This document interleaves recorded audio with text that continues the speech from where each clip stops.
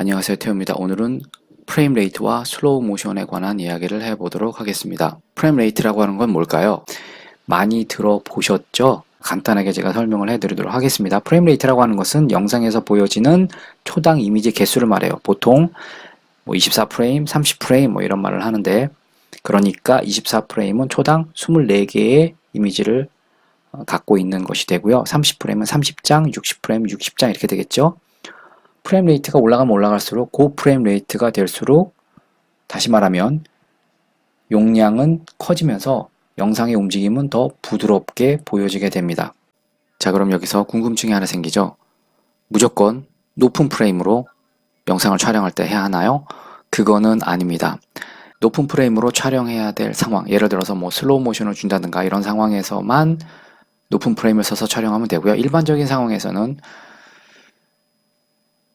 많이 들어보셨죠? 영화적인 느낌을 주는 24프레임이나 사실적인 느낌을 준다고 하는 30프레임 레이트로 카메라나 스마트폰을 세팅해 놓고 촬영하시면 돼요.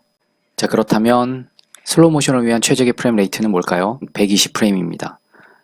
물론 이거보다 더 높은 프레임 레이트도 있어요. 180도 있고 240도 있는데, 일반적인 상황에서는 120프레임만 해도 충분히 우리가 원하는 슬로우 모션 효과를 얻을 수가 있습니다.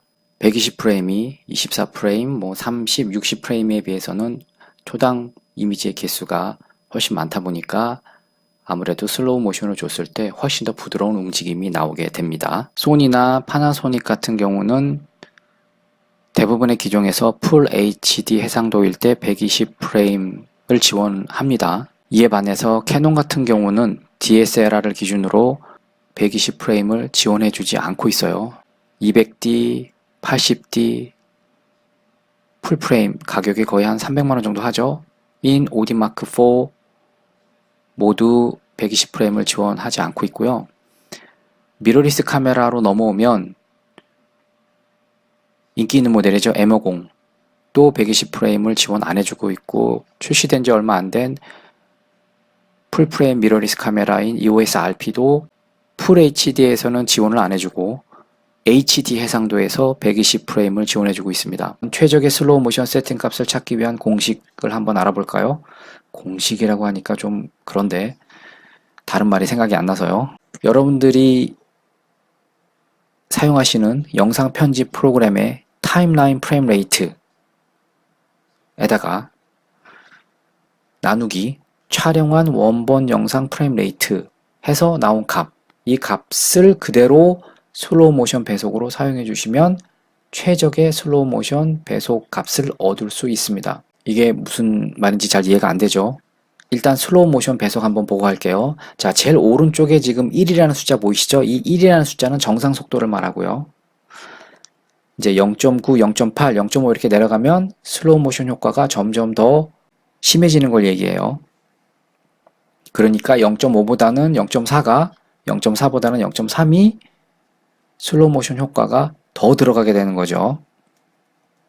구체적으로 한번 볼까요? 저의 경우로 말씀드리면 30프레임으로 촬영을 해요. 4K든 FHD든 30프레임으로 세팅을 해놓고 촬영을 한 다음에 편집 프로그램도 마찬가지로 타임라인 프레임 레이트를 30프레임으로 세팅을 해놓고 편집을 합니다. 그리고 나중에 렌더링을 할 때도 30프레임으로 렌더링을 해서 최종 결과물을 얻어요. 프레임 레이트는 동일한 프레임 레이트를 사용하는 게 제일 좋은 결과물을 얻을 수 있다고 말씀드렸죠. 24프레임으로 촬영을 해서 편집 프로그램에서 24프레임으로 세팅해놓고 편집하시는 분들은 30프레임 대신에 24를 여기다 대입하시면 됩니다.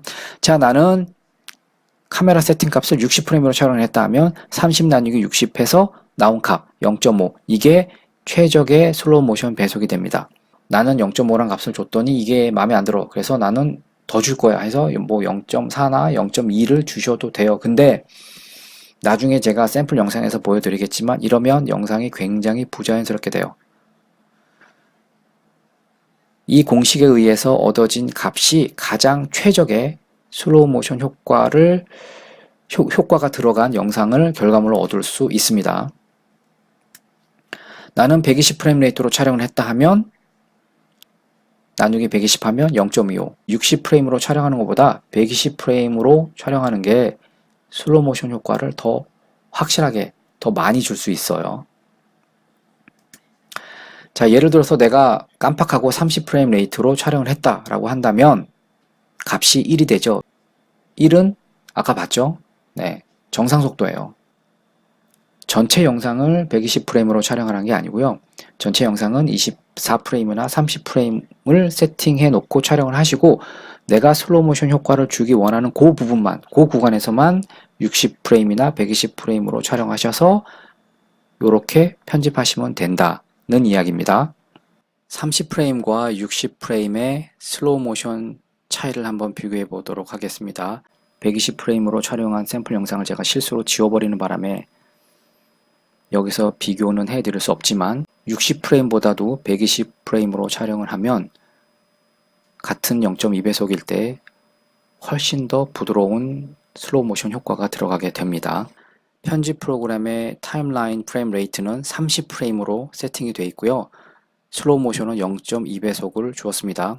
플레이를 해보면 30프레임 쪽이 60프레임에 비해서 훨씬 영상이 뚝뚝 끊어져서 보이는 것을 볼 수 있습니다. 60프레임도 사실은 그다지 자연스러운 움직임은 아니에요. 하지만 30프레임에 비해서는 훨씬 더 자연스러운 것을 알 수가 있습니다.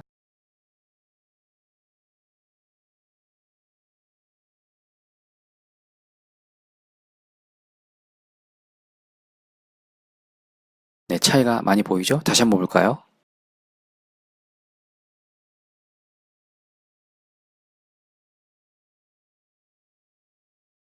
자, 지금 왼쪽이 공식에 의거한 최적의 세팅 값인 0.5배 슬로우 모션을 준 거고요. 60프레임일 때. 오른쪽은 이보다 슬로우 모션을 좀 더 준 거죠. 0.2배속을 한번 줘봤습니다. 두 영상에 어떤 차이가 있는지 한번 비교를 해보도록 하겠습니다. 자, 벌써 보이죠? 차를 봐도 그렇고 위에 사람이 걸어 나온 걸 봐도 0.5배속이 훨씬 더 자연스럽다는 것을 알 수 있어요. 0.2배속은 좀 뚝뚝 끊기네요. 다시 볼까요?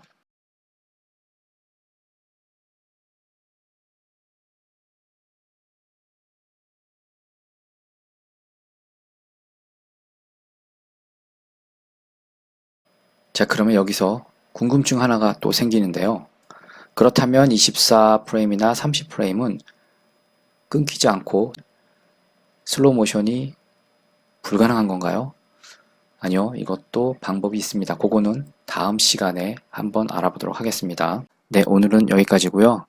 영상이 도움이 되셨다면 좋아요와 구독 부탁드리겠습니다. 시청해주셔서 감사합니다. 안녕히 계세요.